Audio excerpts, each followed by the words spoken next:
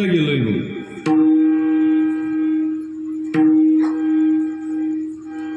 जग निर्माण झाल्यानंतर जगातलं सगळ्यात प्राचीन शहर कोणतं आहे तर काशी आहे.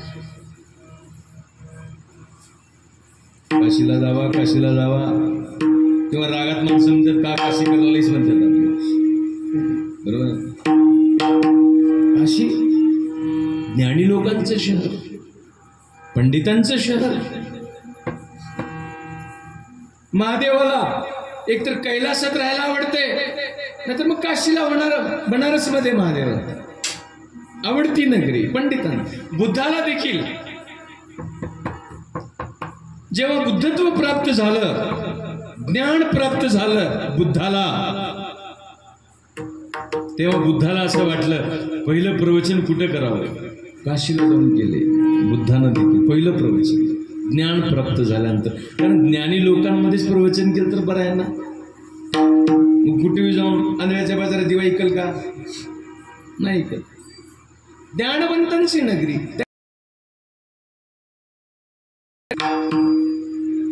काशीला वेगवेगळे घाट आहेत. मुंशी घाट आहे, अहिल्यादेवी होळकरच्या नावाने घाट आहे, मनकर्णिका घाट आहे, दशाश्वमेध घाट आहे, घाट आहेत वेगवेगळे. त्या काशीमध्ये मी गोष्ट का सांगतोय, कारण अंतःकरणात भाव असेल तर देव आहे, ते कुठेही आहे. मग आणि भावच नसेल तर मग कुठेही देव नाही.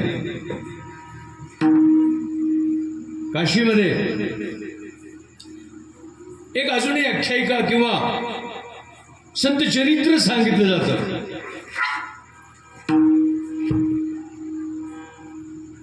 एक संत होऊन गेले, त्यांचं नाव होतं रविदास. जातीनं कोण होते, चांभार. जात महादेवानं तयार केली नाही, कडू माणसाबाईंनी जात तयार केले. जात धर्मानं तयार केलं नाही. बसवण्णाला विचारले हे जात देवानं तयार केले का, हसले बसवण्णा. आणि बसवण्णानं एक वचन लिहिलं, माणसांनो, मातीवर उमटलेल्या जनावराच्या पायाच्या ठस्याकडे बघून सांगता येतील की आपल्याला हे पाय कुठल्या जनावराचे आहेत. बरोबर आहे. मातीवर उमटलेल्या जनावराच्या पायाचे ठसे बघून आपल्याला सांगता येतील की हे पाय कुठल्या जनावराचे आहेत. बैलाचे, उंटाचे, मोराचे, हत्तीचे सांगता येतील. पण त्याच माती ठसे बघून आपण सांगू शकत हे चांबाराचे आहेत, हे लमाण्याचे आहेत, हे लिंगायताचे आहेत, हे हटकराचे आहेत, सांगता येणार नाही. म्हणजे बसवण्णानं सांगितलं, लोक हो, जात माझ्या महादेवानं तयार. शिवहर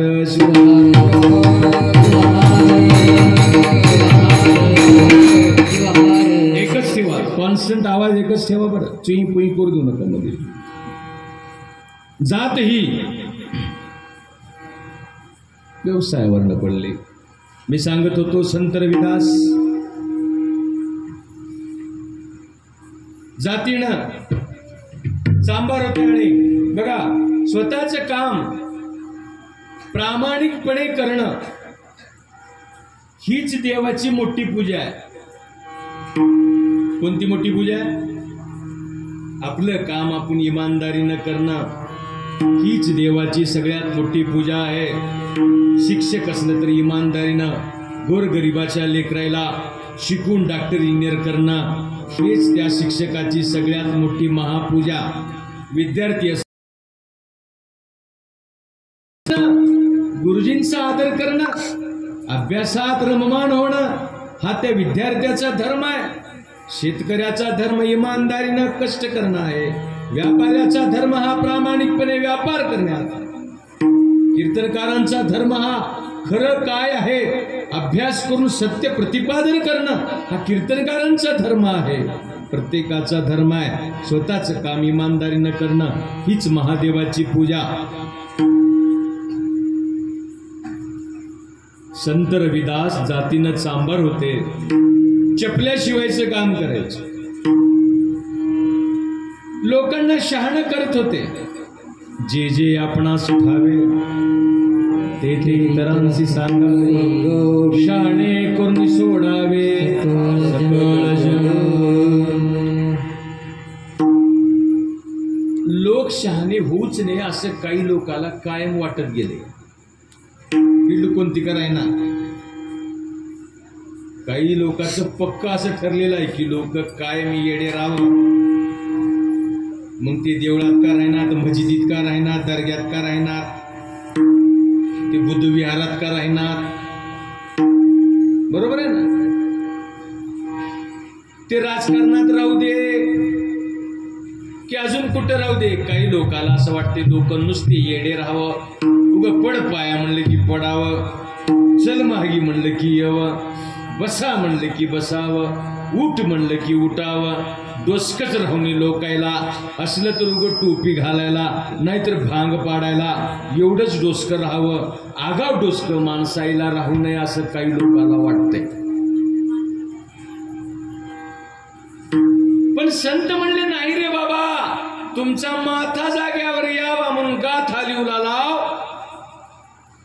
विचार करा, बुद्धी चालवा, विवेक बुद्धीचा वापर करा. लोक शहाणे झाल्याबरोबर काही लोकांची दुकानदारी कायम बंद होते. आणि म्हणून संत रविदास लोक शहाणे करत होते हे ऐकून, हे बघून घाटावरल्या पंडितांना, पुरोहितांना त्रास व्हायला सुरू झाला. तुकाराम महाराजाला लोकांनी गावात राहू दिलं का? राहू दिलं नाही. हे माणूस जर गावात राहील तर अजून डोसकी बिघडविल ह्यानं लोकांची. ज्ञानेश्वरांना, ज्ञानदेवांना आळंदीत राहू दिले का? सिद्धबेटावर जाऊन राहावं लागलं. ही विद्वान माणसे, लोक शहाणे करणारे लोक खतरनाक राहतात. आणि संत रविदास लोक शहाणे करत होते. काही लोकांना आवडत नव्हतं. घाटावर रविदास आंघोळीला गेले. घाटावरल्या पंडित लोकांनी म्हटलं, रविदास या क्षणापासून तू आता घाटावर यायचं बंद कर, पुन्हा यायचं नाही आंघोळीला. रविदासांनी हात जोडले. उगराम दे, उगराम दे, डिस्टर्ब करू नको. उगराम ज्याला पाहिजे त्यानं घेऊन येईल घरातून किंवा खिशात लावून घेऊन येईल. हे आल्यावर इबीत लावायचं आणि गुळ खाऊ घालायचं धंदे बंद करा. शिवहर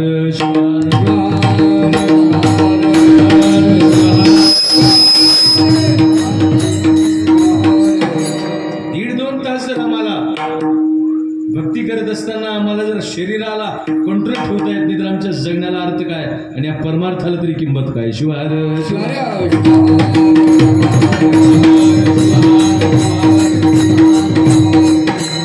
कीर्तनकारांनी सोबत लवंग आणावा, गायक वादकांनी सोबत खिशात लवंगाची पुडी आणावी. सगळी गड गुळ ठेवून आवाज बेसूर होऊन गेले. ह्या गुळामध्ये केमिकल आहे, धिंगाला लागलाय, घसे खराब होल्या या गुळानं. बंद करा.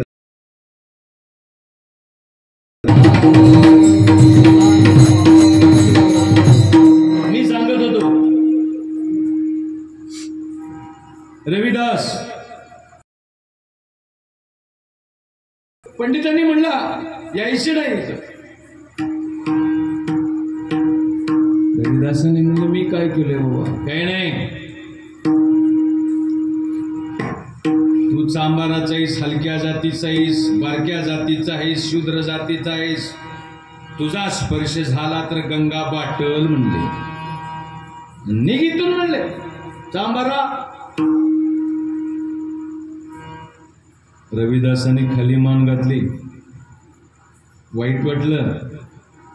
एवढे दिवस गंगेमाईमध्ये आपण आंघोळ करतो, आपण आज आपल्याला आंघोळ मिळणार नाही. चला जाऊ द्या म्हणलं. बिना आंघोळीचं राहत म्हणलं आजच्या एक दिवस. का बोललं? चांबारवाड्यात गेले आणि आपलं आपलं भजन म्हणत म्हणत चपल्या शिवायला सुरू केली. दुसरा दिवस उगवला. गेले नाही तर आंघोळीला, तसंच बसले निवांत चपल्या शिवीत. परमेश्वराच्या नावाचं जप करत चिंतन करत असते. 2 दिवस झाले, 3रा दिवस उगवला, रविदास आंघोळीला गेले नाहीत.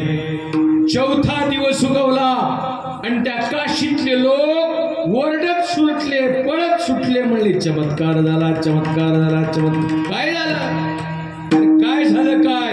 हजारो वर्षापासून गंगा ज्या दिशेनं वाहत होती ती दिशा दिली सोडून आणि चांबारवाड्याच्या दिशेनं रविदासाच्या झोपडीकडे निघाली.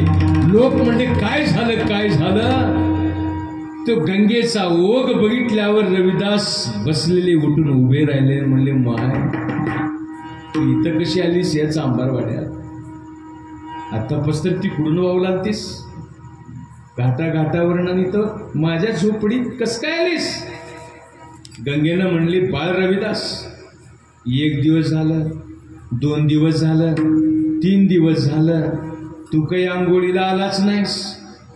मी वाट बघितली तू का आला नाहीस म्हणून, आणि म्हणून तू आला नाहीस म्हणून मीच तुला आंघोळ घालायला तुझ्या दारापर्यंत आले. रविदासांना म्हटलं होतं आलो होतो माय, आलो होतो, आंघोळ घालायला आलो होतो, पण घाटावरल्या पंडितांनी पुरोहितांनी मला हकालून दिलं. म्हणले माझ्या स्पर्शाने तू बाटशील म्हणले.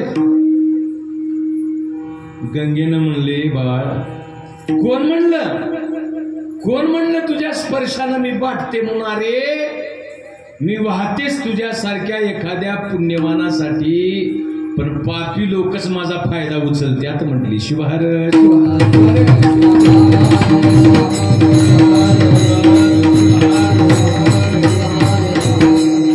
गंगा. तेव्हापासून लोक म्हणतात मन चंगा तो मन जर चांगलं असेल, भावशुद्ध असेल तर परमात्मा आहे. कारण भक्ताच्या भक्तीच्या गर्भातून जन्माला ज्ञान येतो तसा भगवंतही येतो. देवाला कोण जन्माला घातले रे बाबा? देवाला मायबाप कोण आहे? महादेव म्हणे आम्ही, म्हणून देव झाला तुम्ही. देवा आमची भक्ती आहे म्हणून तुम्ही देव आहे. तुमचं म्हणजे आपण नाही बोलायचं, संतांनी बोलायचं, नाही तर तुम्ही सुरू करचा उद्यापासून. अधिकार संतांचा लायकी नाही येते. संतांनी म्हणलं देवा आमची भक्ती आहे म्हणून तुम्ही आहात. निर्गुण निराकार असलेला परमात्मा सगळीकडे बघायचं हा दृष्टिकोन ज्यांनी दिला ते सद्गुरु जीवन महाराजांना भेटल्याबरोबर पहिल्या चरणामध्ये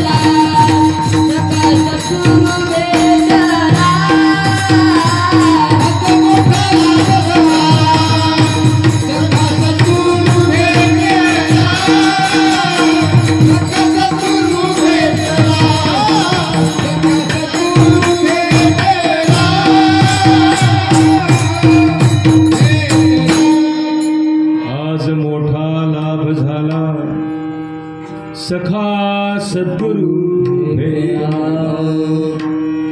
जीवन महाराज मन्मथ स्वामींचे शिष्य होते, मन्मथ माऊलींचे. आणि बघा, मन्मथ स्वामींचे शिष्य प्रत्येक जातीत होते, कारण संताला जात नाही. संत जातीचं काम करत नसतात. हे माणसं खतरनाक पिल्ले राहतात. संताच्या कपाळावर जातीचा शिक्का हाणून मोकळं होतं. कारण ह्याला याचं दुकान चालवायचं रे, ते जातीचं. आम्हाला आमच्या जातीचं दुकान चालवायचं आहे म्हणून मन्मथ स्वामीच्या कपाळावर वाण्याचा शिक्का हाणताव, बसवण्णाच्या कपाळावर वाण्याचा शिक्का हाणताव, तुकाराम महाराजाच्या कपाळावर मराठ्याचा शिक्का हाणताव. आम्हाला आमचं दुकान चालवायचं राहतंय. म्हणून आम्ही काय करतो, आमच्या महापुरुषाच्या कपाळाला जात आणून चिटकीवतो. पण संत जातीचं काम करत नाही. जाती कुळ गोत्रा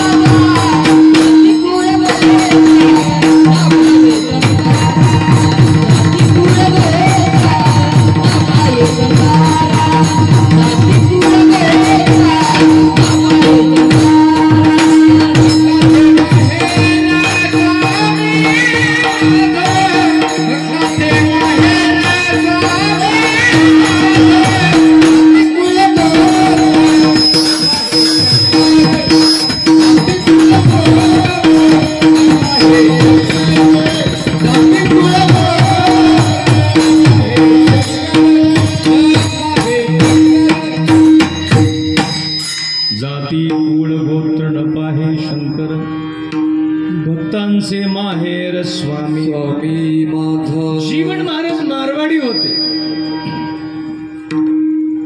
वीरशैवांच्या संत परंपरेचा अजून खूप अभ्यास होणं बाकी आहे. पुन्हा हे सगळं करण्यासाठी राष्ट्रसंतांना पुन्हा यावं लागणार आहे. कारण डाव अर्ध्यावरती सोडून गेलेत ते. खूप काही करायचं राहिलंय अजून तर कुठं सुरुवात होती, लगेच आप्पा निघून गेले.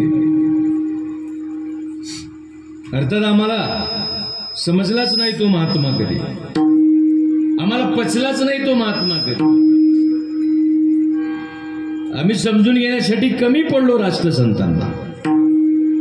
माणसं आहेत तोपर्यंत माणसाची किंमत कळत नाही. माणूस गेला की मग ताहू फोडून माणसं रडायला सुरू करतात. आणि संत आहेत तोपर्यंत संतांची किंमत होत नाही. अहो, मांड भाजायला खापर मिळालं नाही कोणाला, मुक्ता मायला मिळालं. काय चुई करला मग आधीच करायचं ते सगळं दुकान. मग अजून बी सरकवता येते का? उद्या करतो, करा लगेच करतो. शिवार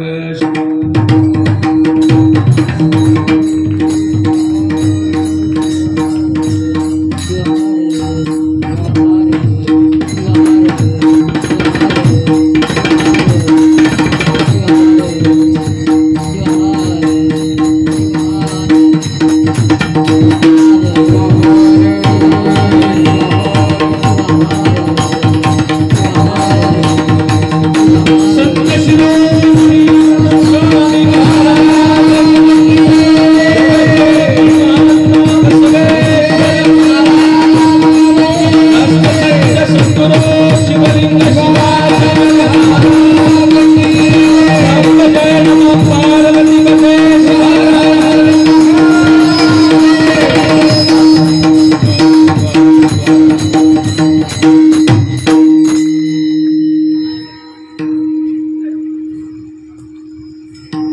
जीवन महाराज मारवाडी होते, पण मन्मथ स्वामींचे अनन्य भक्त. मन्मथ स्वामींची भेट झाल्यानंतरचा हा अभंग आहे जीवन महाराज. दोन जीवन आहेत. वीरशैव संत साहित्य 3 शिवदास आहेत. एक शिवदास नाही, 3 संत आहेत शिवदास नावाचे. शिवपाठ आणि बसव पुराण एका शिवदासाने लिहिली, आरती दुसऱ्या शिवदासाने लिहिली आहे, आणि गाथा एका वेगळ्या शिवदासाने लिहिली. एक शिवदास बीडचे, दुसरे शिवदास सोलापूरचे, आणि तिसरे जे शिवदास आहेत ते शिखर शिंगणापूरच्या परिसरामध्ये राहत होते. मन्मथ स्वामींची भेट झाल्यानंतर जीवन महाराजांनी अभंग लिहिला, आणि पहिला शब्द एवढा सुंदर वापरला, आज मोठा लाभ झाला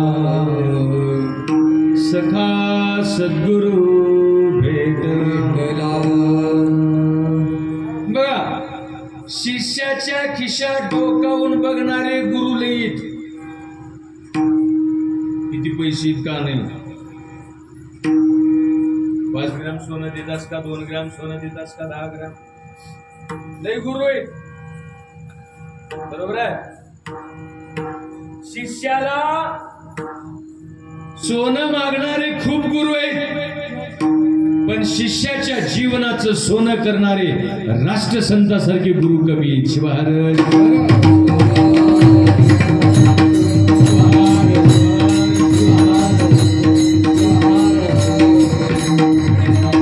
जीवन महाराजांनी शब्द पहिला सुंदर वापरला, आज मोठा लाभ झाला.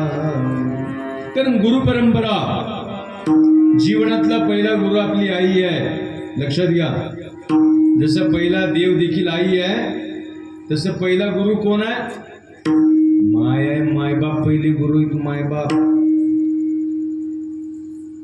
त्या मायबापावाईला का वाटला माहित आहे का? लेकरं चांगल्या शाळेत घातले की शिकतील नंबर 1.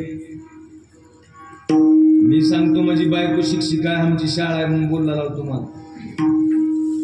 काही शिकवणार तो शाळेत, कोण्याच शाळेत शिकवणार? सीबीएसईत शिकवणार, इंग्लिश मध्ये शिकवणार, सीएमईत शिकवणार, अरे कोण्याच शाळेत शिकवणार? काहीच. शिकवले तर थोडं इंग्रजी, थोडं मराठी, थोडं गणित, थोडं भूगोल, थोडं इतिहास. पण समाजात कसं वागावं, जीवनात कसं जगावं, हे लेकरं शाळेत शिकत नाहीत, माय बापाच्या वागण्याकडे बघून शिकतात. शिवाय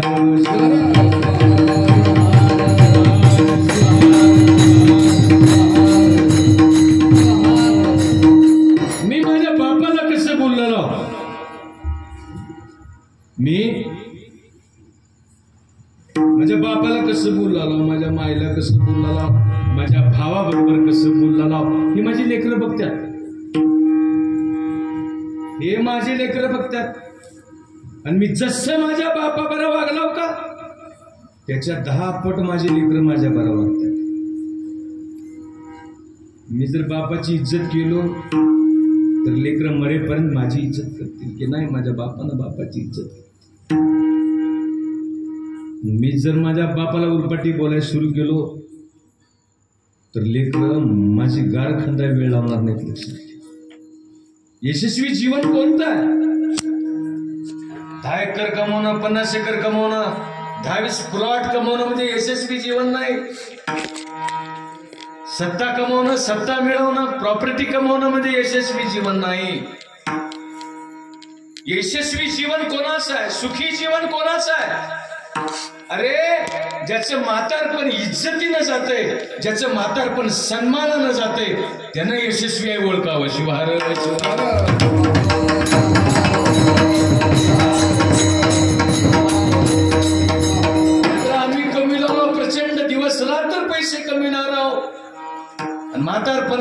चहाला मोहताज असलो, आमचीच लेकरं जर कुत्र्यावनी आमची हालत करत असतील, केली या कर्माचे भोगावे ते फळ, केली